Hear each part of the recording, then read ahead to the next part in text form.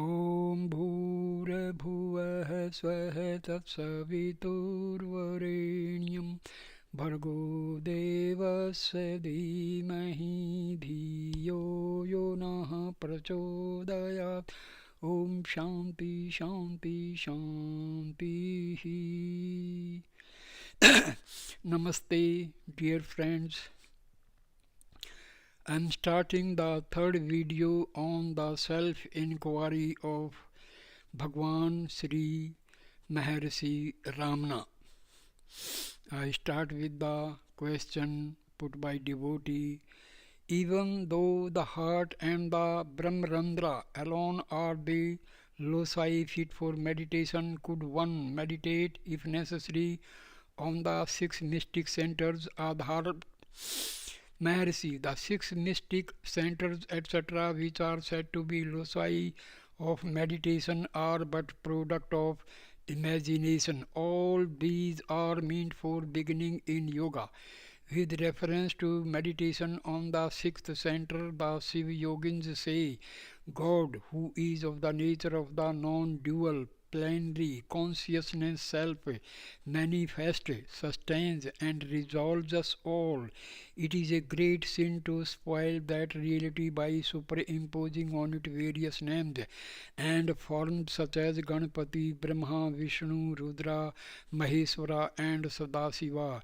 And the Vedantins declare all those are but imaginations of the mind. Therefore, if one knows one's self, which is of the nature of consciousness, that knows everything, one knows everything. The great ones have also said, when that one is known as it is in itself, all that has not been known becomes known. If we who are endowed with various thoughts meditate on God, that is the self, we would get rid of the plurality of the thoughts by that one thought, and then even that one thought would vanish. This is what is meant by saying that knowing one's self is knowing God. This knowledge is release. Devotee, how is one to think of the self? Mercy, the self is self-luminous without darkness and light, and is the reality which is self-manifest. Therefore one should not think of it as this or that. The very thought of thinking will end in bondage. The purport of meditation on the self is to make the mind take the form of the self. In the middle of the heart cave, the pure Brahma is directly manifest as the self in the form I. Can there be greater ignorance than to think of it in manifest manifold ways without knowing it as aforementioned? We shall meditate on that which existing in the form of self is the Atma Tattva, is effulgent and which residing in all living things always says I to seek for a God outside. Leaving the God residing in the cave of the heart is like throwing away priceless gem and searching for a trivial bead. Devotee, it was stated that Brahma is manifest as the self in the form I in the heart. To facilitate an understanding of this statement, can it be still further explained? Maharshi, is it not within the experience of all that during deep sleep, swoon, etc., there is no knowledge whatsoever, that is neither self-knowledge nor other knowledge? Afterwards, when there is experience of the form I have woken up from sleep or I have recovered from swoon, is that not a mode of specific knowledge that has arisen from the aforementioned distinctionless state? This specific knowledge is called Vijnana. This Vijnana becomes manifest only as pertaining to either the self or the non-self, and not by itself. When it pertains to the self, it is called true knowledge. Knowledge in the form that mental mode whose object is the self, or knowledge which has for its content the impartite self, and when it relates to the not self, it is called ignorance. The state of this Vijnana when it pertains to the self and is manifest as of the form of the self, is said to be the I manifestation. This manifestation cannot take place as apart from the real, that is the self. It is this manifestation that serves as the mark for the direct experience of the real. Yet, this by itself cannot constitute the state of being the real. That, depending on which is this manifestation takes place, is the basic reality, which is also called prajna. The Vedantic text Prajnam Brahma teaches the same truth. Know this as the purport of the scriptures also. The self which is self-luminous and the witness of everything manifests itself as the residing in the Vijnana Kosa, seat of intellect. By the mental mode which is impartite, seizes this self as your goal and enjoy it as the self. Devotee, what is that which is called the inner worship or worship of the attributeless? Maharshi, in texts such as the Ribhu Gita, the worship of the attributeless has been elaborately explained as a separate discipline. Yet all disciplines such as sacrifice, charity, austerity, observance of vows, japa, yoga and puja are in effect modes of meditation of the form I am Brahma. So, in all the modes of disciplines, one should see to it that one does not stay away from the thought I am Brahma. This is the purport of the worship of attributeless. Devotee, what are the 8 limbs of knowledge, Jnana, Ashtanga? Maharshi, the 8 limbs are those which have been already mentioned with Yama, Niyama, etc., but differently defined. Of these, Yama, 1. Yama, this is controlling the aggregate of sense organs, realizing the defects that are present in the world consisting of the body, etc. Niyama, this is maintaining a stream of mental modes that relate to the self there and rejecting the contrary modes. In other words, it means love and arises uninterruptedly for the self, supreme self. Asana, that with the help of which constant meditation on Brahma is made possible with ease in a asana. Pranayama, Rechaka, exhalation is removing the two unreal aspects of name and form of the objects constituting the world.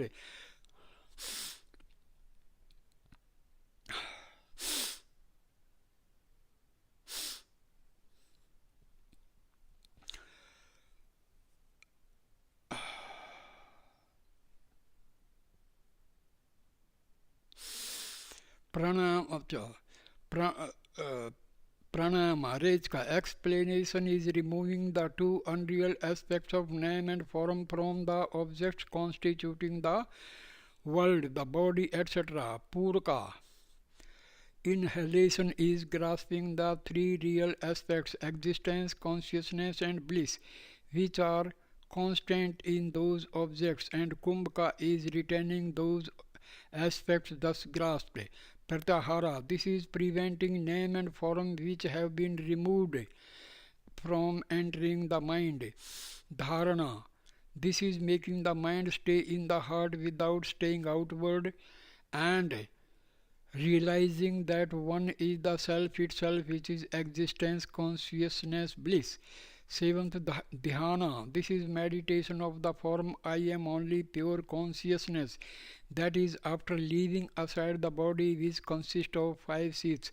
One inquires who am I, and as a result of that one stays as I, which shines as the self. Samadhi, when the I manifestation also ceases, there is subtle direct experience. This is Samadhi. For the pranayam etc. detailed here, the disciplines such as asana etc. mentioned in connection with yoga are not necessary. The limbs of knowledge may be practiced in all places and at all times of yoga and knowledge. One may follow whichever is pleasing to one's or both according to circumstances. The great teachers say that forgetfulness is the root of all evil and is death for those who seek release. So one should rest the mind in one's self and should never forget the self. This is the aim. If the mind is controlled, all else can be controlled. The distinction between yoga with 8 limbs and knowledge with 8 limbs has been set forth elaborately in the sacred text. So only the substance of this teaching has been given here. Disciple, is it possible to practice at the same time the pranayama belonging to yoga and pranayama pertaining to knowledge? Maharshi, so long as the mind has not been made to rest in the heart either through absolute retention, keval kumbhaka, or through enquiry, rejka, purka, etc. are needed. Hence the pranayama of yoga is to be practiced during training and the other pranayama may be practiced always. Thus both may be practiced. It is enough if the yogic pranayama is practiced till skill is gained in absolute retention.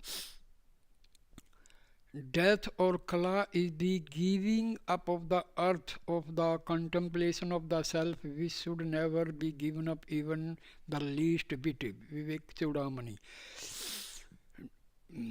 Devotee, why should the path to release be differently taught? Will it not create confusion in the minds of aspirants?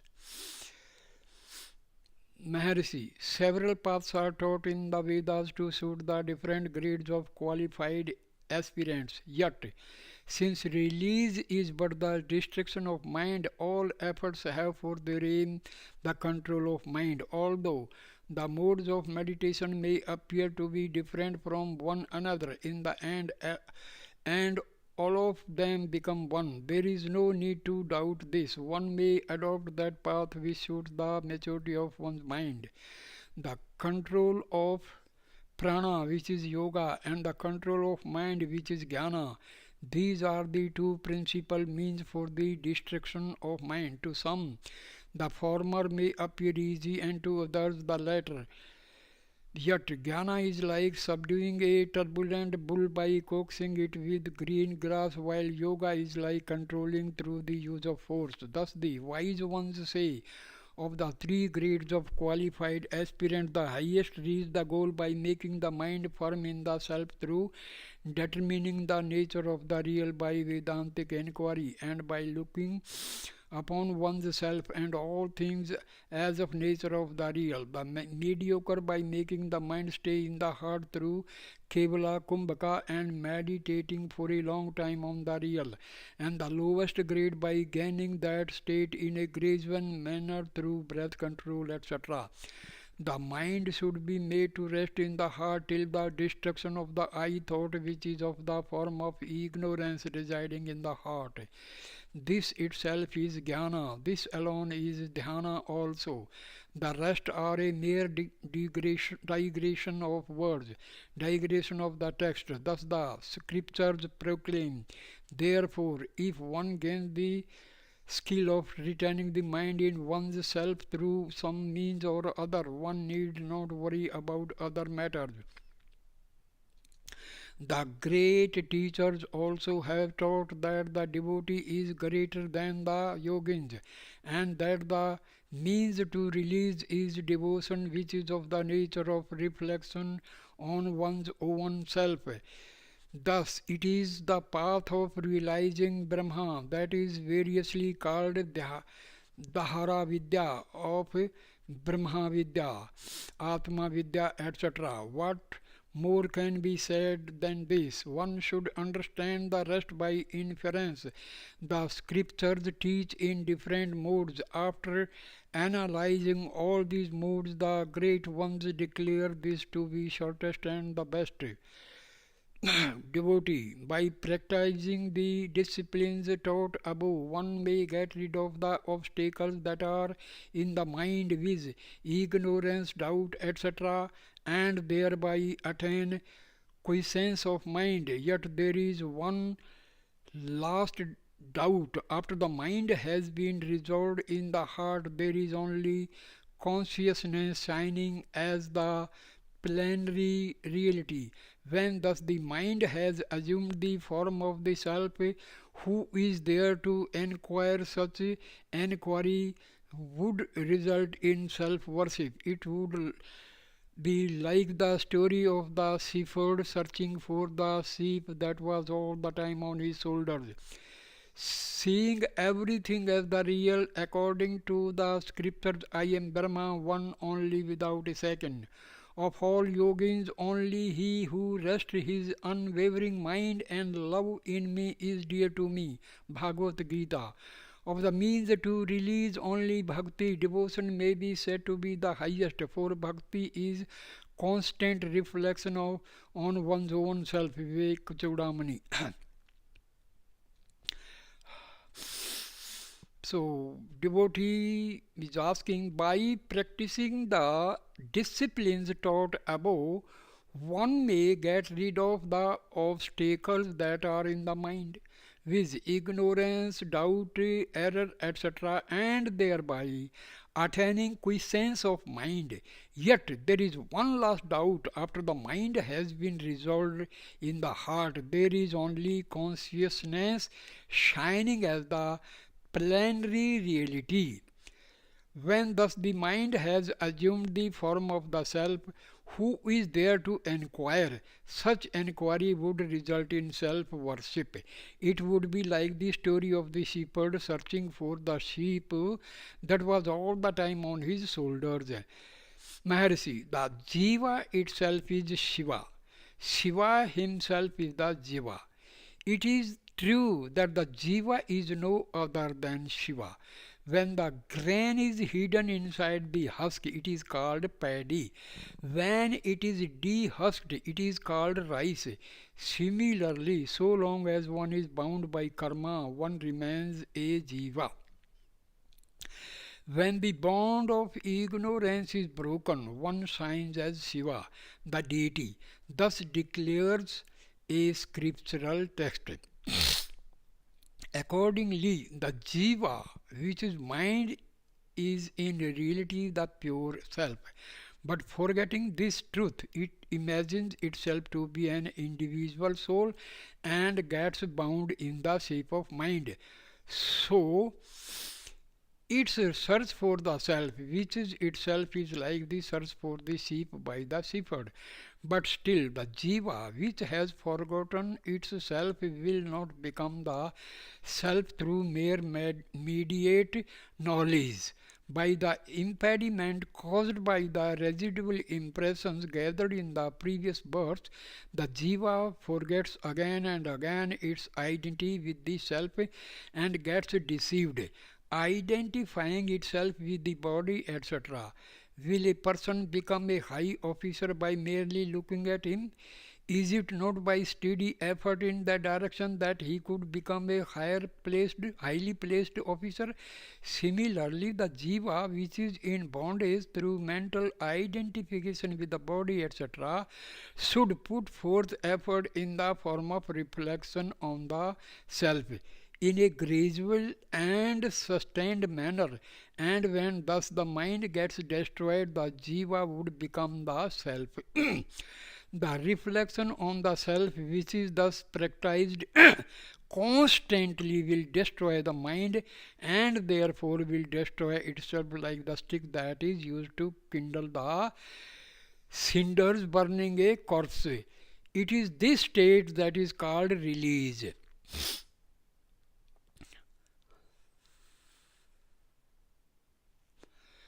Devotee, if the Jiva is by nature identical with the self, what is that prevents the Jiva from realizing its true nature?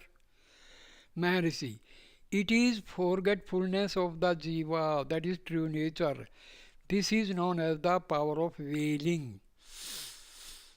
Devotee, if it is true that the Jiva has forgotten itself, how does the I experience arise for all? Maharishi, the veil does not completely hide the Jiva. It only hides the self-nature of I and projects the I am the body in ocean. but it does not hide the self's existence, which is I and which is real and eternal. Devotee: what are the characteristics of the Jivan Mukta, the liberated in life, and Videha Mukta, that is liberated at death?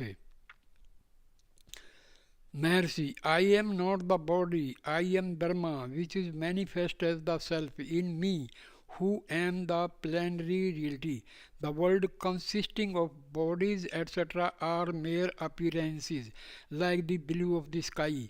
He who has realized the truth thus is Jiva Mukta. Yet, so long as his mind has not been resolved, there may arise some misery for him because of relation to objects on account of prarabdha karma, which has begun to fructify and whose result is the present body. And as the movement of mind has not ceased, there will not be also the experience of bliss. The experience of self is possible only by the mind that has become subtle and unmoving as a result of prolonged meditation. He who is thus endowed with a mind that has become subtle and who has the experience of self is called the Jivan Mukta. It is the state of Jivan Mukti that is referred to as the attributeless Brahma and as the Turiya. When even the subtle mind gets resolved and experience of self ceases, and when one is immersed in the ocean of bliss and has become one with it without any differentiated existence, one is called a Videha Mukta.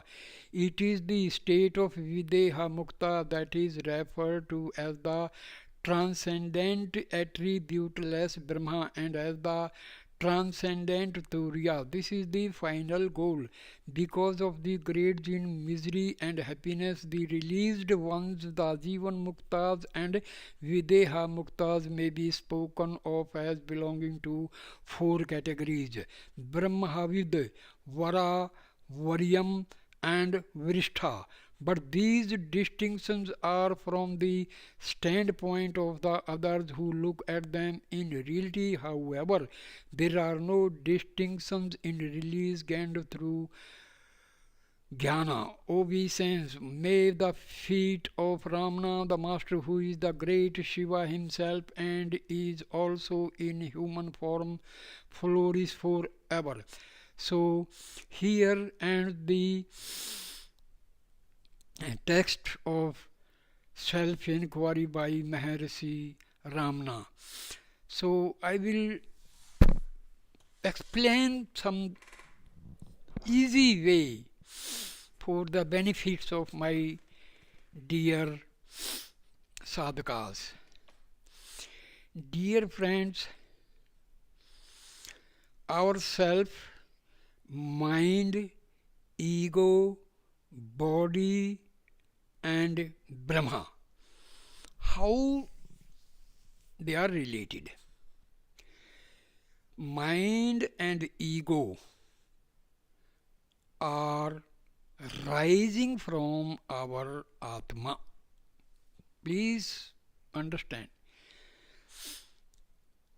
Thoughts arise from the Atma, and this continuity of thoughts makes the mind.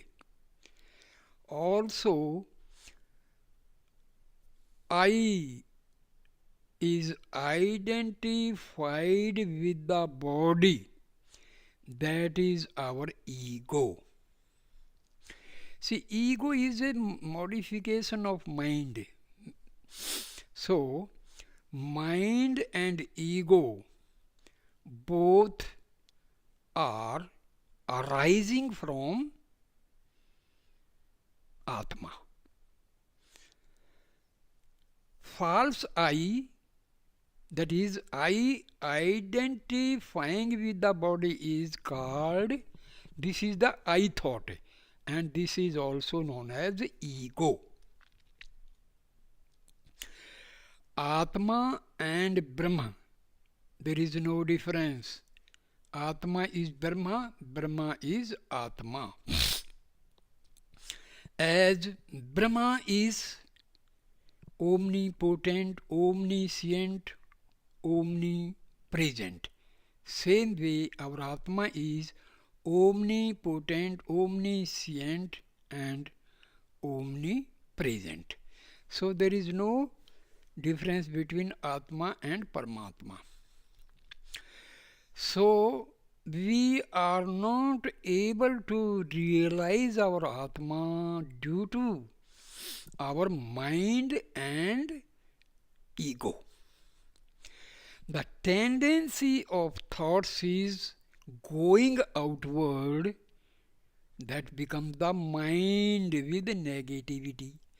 If the thoughts are redirected back inward to the Atma, so this mind becomes pure and it merges with soul. Understand? When the mind is tending to go outward, that is, it mixes with the world and it veils our Atma. If the same mind is directed to go back to the soul, so if it enters the spiritual heart and merges with the soul, there is destruction of mind and there is the state of self-realization. So, just how this is to be achieved. Sit for meditation,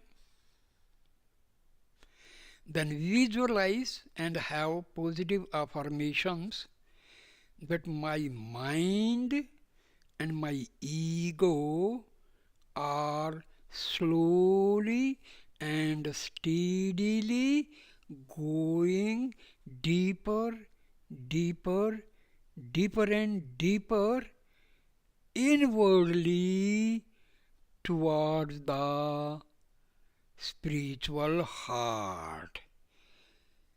Mind and ego are reaching the spiritual heart. So finally the mind and ego enter the spiritual heart and merge with the soul. When mind and ego both are destroyed, then we are in the state of self-realization. That means mind and ego are the main hurdle in the state of self-realization. So people, they say how to control the mind. My dear friends, mind is the product of Atma. Atma is omnipotent, sarvashaktiman, sarvajya, sarvashaktiman and sarvvyapaka. It has infinite power. How the things coming out of the infinity can be controlled. So my dear friends, if someone says this is the method of controlling the mind, please just understand how mind, which is produced by the omnipotent self, how it can be controlled. It cannot be controlled by finite methods. Infinity cannot be controlled by finite. Please understand. So the simple way is sit in meditation and have positive affirmations like my mind and ego are slowly and steadily going inward and entering the spiritual heart and merging with the soul. My dear friends, after few days you will realize that you are gaining meditation, you are succeeding positively. Please, this is not that difficult as people say. Only thing, we are trying to control the mind, which is simply impossible, and that is not possible. So, dear friends, time to time I will explain these methods. So, here I end my video. Thank you for watching. Please like, share, and comment, and please subscribe my channel so that more and more people may gain from these holy books and videos. Thank you, dear friends. God bless my dear friends.